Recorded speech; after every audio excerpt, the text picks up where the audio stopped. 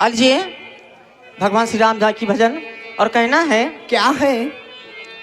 प्रभु आपकी कृपा से। जय श्री राम। प्रभु आपकी कृपा से सब काम हो रहा है। प्रभु आपकी कृपा से सब काम हो रहा है।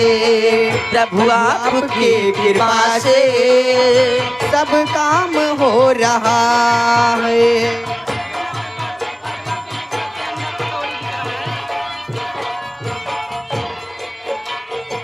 करते हो तुम कन्हैया, करते हो तुम कन्हैया, करते हो तुम कन्हैया, मेरा नाम हो रहा है। प्रभु आपकी कृपा से सब काम हो रहा है।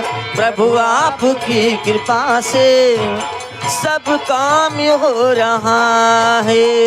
प्रभु आपकी हेलो, इसी बीच आगे बड़े भैया सुरेश कुमार सिंह और उर्फ लाल सिंह की तरफ से 101 रुपये का पुरस्कार आया है।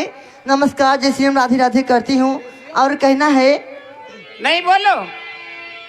श्री राम जानकी बैठे हैं मेरे सीने में।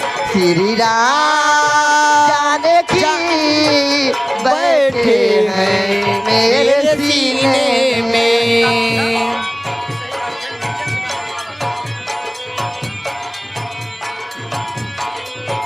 देख लो मेरे दिल के नगीने में, देख लो मेरे दिल के नगीने में श्री राम जानी